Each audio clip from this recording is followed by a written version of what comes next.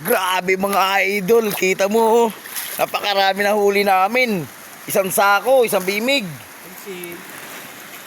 Oh. Anong oras kami nagsimula? Alas 12:30 ngayon. Anong oras na ba? Alas 4. Kaya mga idol, nahuli namin oh. Isang bimig na talangka. Ayan oh. Ayan oh. Magkit na lang yan mga idol, pero iyan ang kasarapan. Kain lahat yan.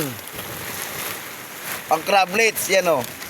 Kaya pumunta na kayo bukas sa San Jose Montalban. Palengke, doon ko ititinda yan mga idol. Yan o. Ano sa kabila?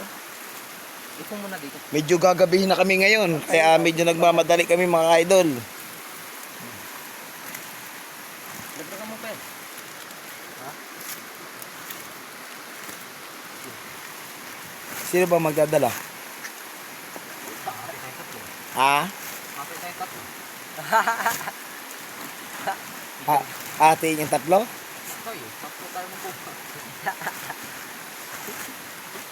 Ayan o.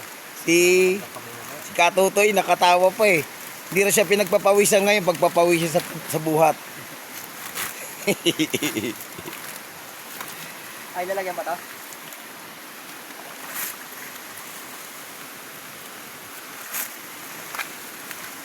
Yan o, yan mga idol o.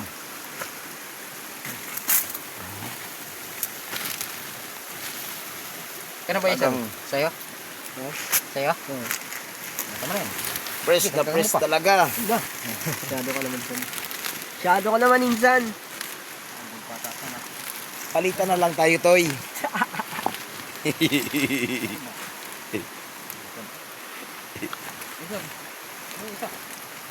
Ayun pa pala.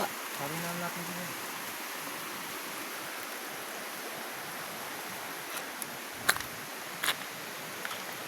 Naabot na kami ng hapon mga idol.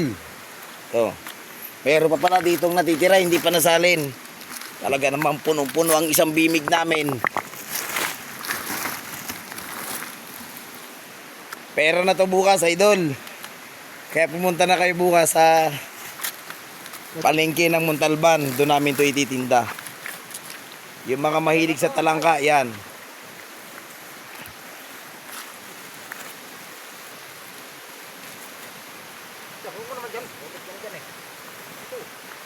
Sigurado abutin kami ng alas 7 dito sa dalan mga idol.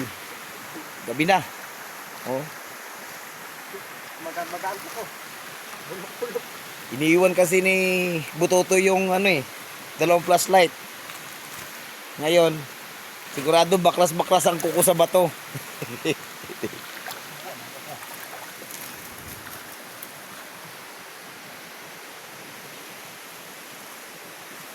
Dahil sa hindi nga namin na-videoan mga ka-idol ang kung paano huliin ng talangka, pinainan nga pala namin ang ano, sapal na nyug. Tapos niladlad namin dito sa ilalim bago namin sinisid. Yan. Diyan namin nilagay sa malalim bago namin sinisid. Dahil sa hindi kami nabibidyohan, dahil walang maghahawak dahil pares-pares kami busy mga ka-idol. Ano? Dahil inaabol namin yung oras dahil tanghali na kami nagsimula alas 12:30. Kaya medyo nagmamadali na rin kami. Ayan.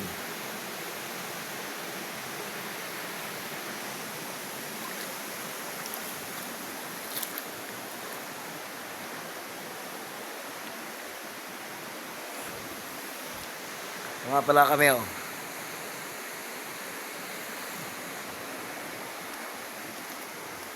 Okay na sige idol.